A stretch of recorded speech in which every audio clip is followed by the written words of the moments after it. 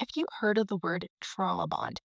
Trauma bond. Do you think that you're bonded with your husband in a trauma bond? So let's get to the bottom of this. I have 9 signs that you could potentially be bonded to your husband in a trauma bond after his affair.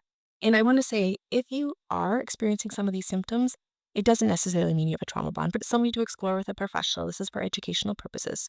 All right, I'm Beth Miller. I am a certified and trained hypnotist. I am a marriage coach. I'm the founder of the Marriage Saver program. And I just want to let you know if you are here, you are loved, you are enough, and there's hope. You will be okay. Also, if you could do me a favor, if you're on YouTube, like or subscribe, that helps other women, other people, couples in the situation get this content so they can help get on their healing journey. So they can get on their healing journey. Also, if you want some more support after we're done all this, I have a little gift for you. You can put the word chat, DM, or comment with the word chat, and we will get you some strategy, something complimentary so you can get moving in the right direction, specifically if you think you are in a trauma bond. All right, so let's get started. Trauma bond. So, what is a trauma bond? What are the signs? We'll go through 9 of them, and what do you do about it? As you all know, I am direct and to the point. I want to give you the strategies so you can start to implement them right away. So, let's hop right into it. Signs, 9 of them. Well, the first one is you feel really stuck. You feel so stuck that you can't leave. You you don't know what to do. Part of you, like you have two voices. One's like, go, you deserve better. But the other one's like, no, I'm scared. He's my best friend. I love him. And so even though he betrayed you, you feel this deep sense of attachment or this afraid that you let go. It's like he's a sense of safety, even though he's hurt you so bad. There's part of you that needs him. You feel like almost empty without him. Another one, number two, it's like you feel addicted to him. So you want to leave part of you, but you also want to stay and you also feel addicted to him. So after the pain of infidelity, you may feel this like deep sense of love for him or this desire to almost love him more. And this comes with some emotional roller coaster in here too. But the pain of infidelity, you then also want to love him more. You want more of his attention. It's almost like you crave it. You need him to feel safe. Number three, potentially you make, I don't like to use the word excuses, but you maybe justify his actions. And often there are reasons why, like really good reasons. Society often says, once a cheater, always a cheater. Society also says, if he cheats on you, leave. And I feel like I always think about high school. Like in high school, if someone cheated on you, yeah, you could definitely go. There's not a lot invested into that relationship. But when you're with someone, you take vows. There is part of you, if it feels right deep down, it's worth fighting for. It's you have a shared life together, kids, dreams, finances, possible retirement plans. Like you have a lot of plans together. So do we just throw in the towel? So I don't know about this whole like, are you making excuses for him? But part of you, if it's thinking like, oh, like he didn't mean to cheat, or you know what, he was going through a lot. Like his parents, maybe one passed away, or a best friend passed away, or he lost his job, or he's been people pleasing for many years. Maybe there's a reason why that's happening. So it's not necessarily that you're making excuses, but maybe you're making it feel like he's not truly in the wrong, which then makes you almost blame yourself. So with that one is you blame yourself. That's another sign. So we'll say sign number 4, you blame yourself. Actually, I'm going to come back to that. I'm going to make that number 8. So you make excuses for him. Although I'm very cautious with the making excuses. It's about the energy of the making excuses. If it's almost like uh, almost like you're trying to justify, which we'll get to it in a little bit, which there is justification, but it's the energy of it. Is it like kind of fear to face the truth?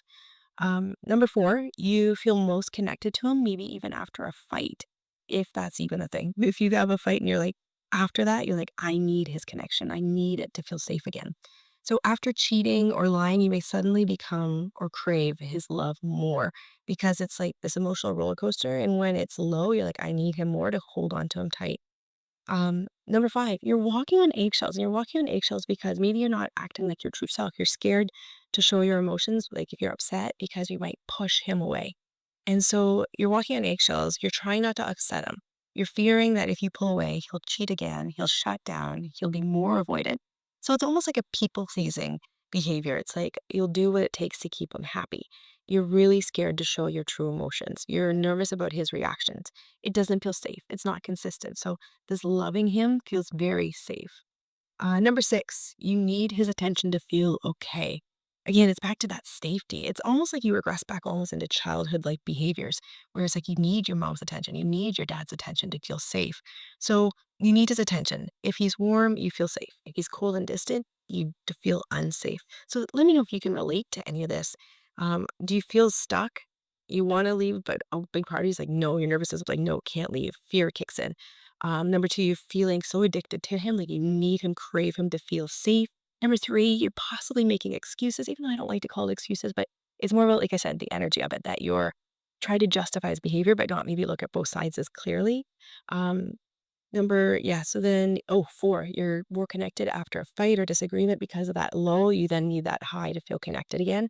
Walking on eggshells, scared that you're going to push him away. Number six, you need his attention to feel okay. So you feel anxious or even really depressed or low, or really panicked if he's avoiding or pushing away. Almost like that desperate, like you don't want to beg, but you feel really desperate at times to please and to get his attention back. Number seven, you hide from what's happening to others. And this is tricky. Like you're hiding from others, like you're hiding what's happening from others, but it's about the energy of it. Of course, you want to protect your family, you want to protect your husband, you want to protect your life. You have to be careful. You don't have to tell the wrong people. Because if you tell some, they say wrong people, it's like those that will hold this tight and truly see the truth in it versus those that'll just judge you. And we also have to be mindful of not worrying about someone judging us because judgment often means we're judging ourselves. So you get like someone's thinking you're stupid, you're an idiot, you're a fool for staying, you should just leave them. You're judging yourself for staying. And I think it comes down to finding peace with yourself. Like I choose to say for more reasons. I see my husband, I see his parts. I see the part of him that needed validation. I see the part of him that was hurting and trying to like cover up his feelings. I also see the part of him that's so kind and so gentle and so loving and such a good husband. So it's like you see all the parts. And you're like, I want to keep him because I see the other parts and I know that part of him is hurting.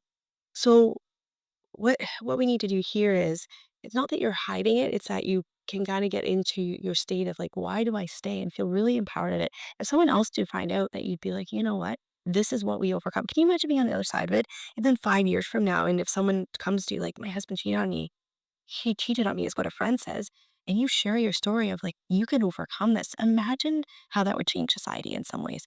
Again, I'm not enabling abusive behavior, physical abuse, any of that. And in some cases, it's time to leave because a husband won't change. But if you can get to a place where you can be at peace with, yeah, I choose to stay and things get better, that's great. And you can share that story. So you just want to make sure that you're not putting on a happy face all the time around people that you do and can be safe to share this with. So, number eight is you blame yourself. There's part of you that blames yourself for wondering if the infidelity was your fault, wondering, am I in, did I push him away? Maybe you're experiencing depression, low mood, and you feel like you pushed him away. Maybe you had young children, you're so busy and so exhausted. Maybe you had a sick parent and you're caretaking a lot. So I think it's really important to give yourself forgiveness for maybe the role you play. He made a choice. He could have communicated with you, being like, I feel like you're pulling away. I feel like you're going through a lot right now. How can I support you? Instead of just doing his thing without really talking to you about it. So yeah, we want to be careful if you're blaming yourself and blaming yourself to maybe more than you need to. Um, okay, number nine, you feel confused and torn. So part of you wants to leave, but the other part hopes things will get back to the way they were. So feeling stuck and confused, slightly different. Stuck is like, what do I do? And then the confused is really like torn, of like, I see both sides. What do I pick? I can't pick, like having trouble making decisions. So why does this happen? So now that we've gone through this, why does trauma bonding happen? Or where does the trauma bond form? Well, it's the brain's natural way to feel safe. It really does feel safe. So the brain actually bonds with people that are close to you. So your husband, obviously, he's like your best friend. He's your go-to. He's your rock. And all of a sudden, when it feels like there is a risk that you might lose your rock, your best friend, your mind goes into this place of like scared and freaking out. And even though you may consciously think, I'll be okay, I'll be fine, but subconsciously, like he's your go-to. And your brain naturally bonds with people who are close to you. And there are trauma bonds that form in other relationships in your life too. And you may have had even a boyfriend in the past that you had a trauma bond with. And it often becomes like it's almost like they feel a void within you. And the thought of losing that safety within you, that void, is scary. So what happens was when betrayal, cheating happens, You need that comfort, you need that reassurance, you need that affection, which then helps your body feel calm. Because when you have that connection, what happens is you will send that dopamine. That's like if you're playing video games, gambling, shopping, you get a little like hit, like this little like, oh, that felt fun. So you need that dopamine hit to feel safe. You also need oxytocin. Oxytocin is a hormone if you're a mother and you breastfed chest to chest, and that oxytocin is released in skin to skin contact with a baby, which helps you bond with it, which is why they also promote babies to have skin to skin contact with their fathers as well. So when you have that connection, oxytocin, dopamine, your body's like, "Ah, I feel safe." It creates love within you, it creates safety within you, um, and it makes you feel like, yeah, you're not gonna be hurt, you're not gonna be discarded.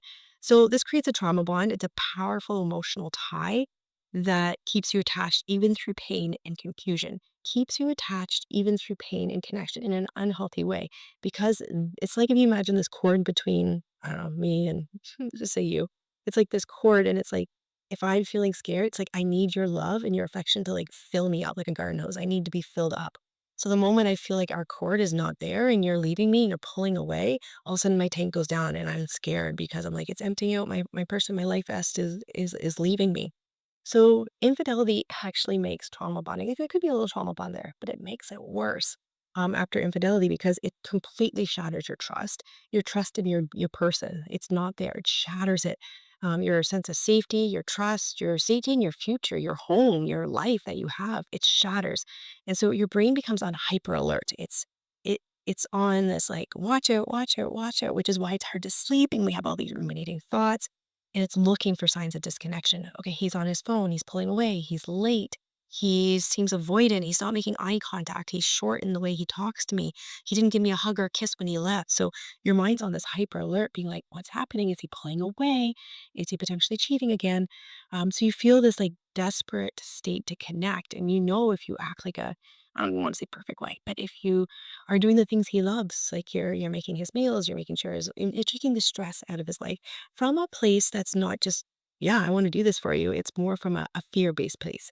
Everything I'm saying, it comes from a vibration. And that's why this is educational purposes. But if you're the things you're doing come from an undesirable emotion, like fear, like you're scared, you're feeling desperate, that typically we don't want to make decisions from those states. Those are not natural states in our body. That they are natural states, but they're not states that we want to naturally make decisions from because it's not going to produce, it's going to reinforce in our mind and our brain that we're not strong enough, that we're not safe on our own. And so you feel desperate to reconnect just to ease the pain. It like soothes the pain. It's like a warm blanket when you get that love and connection.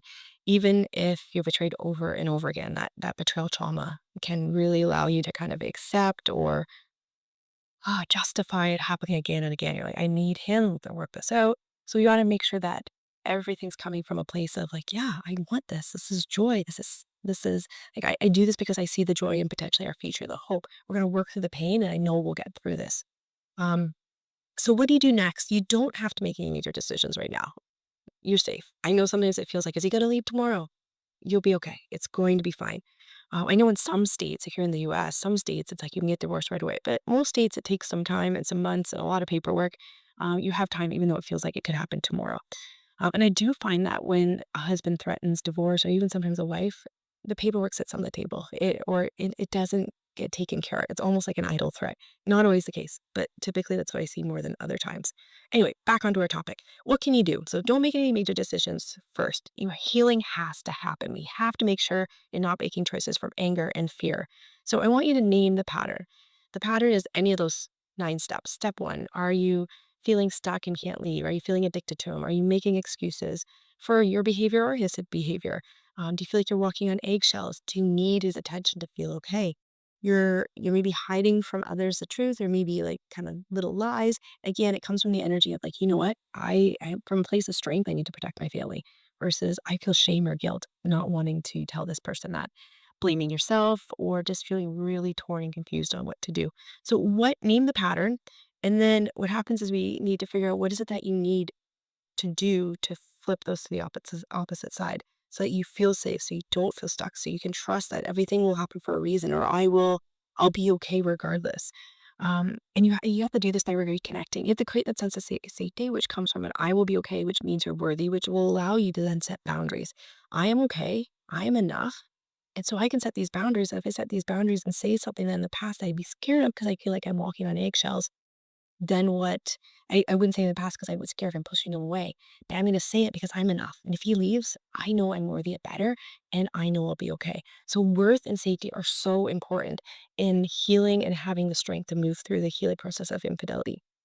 So realizing you have a trauma bond is a brave first step. Absolutely. You're not crazy, you're not weak, you're not broken. Your brain is doing what it needs to do to survive. And so then the next part is to release the trauma bond, and to rebuild emotional safety, and then to really rebuild your self-worth. We use a really gentle process of hypnosis, and there's so many different techniques you can use. And this is just one amazing one. We've had our women through a 12-week program. We also have other things that we do, but hypnosis is a big, effective way of just getting to the root of what you're experiencing. Because when you talk therapy is great and it's a tool in the toolbox, but what happens is you talk about the behaviors, you talk about the emotions, you talk about the thoughts, but we start at the top. We're like, what memories, what images of the affair, the text messages you read, childhood stuff, not feeling loved, what memories are there? But we don't go seeking this out. It comes up kind of organically. We don't look for trauma. But it happens to be these memories which create beliefs of I'm not safe, I'm not okay, I'm not heard, I'm not in control, I'm not whatever it might be. And those beliefs then create our thoughts of I'm scared, I might push him away. So our memories, whether they're past or present or like really far in the childhood, create our beliefs about ourselves and our world. He's going to cheat again. He doesn't love me. He doesn't care for our family. Is he actually staying for the right reasons? So it creates these beliefs, which create all those thoughts, which create our emotions. So our thoughts activate neurochemicals in our body.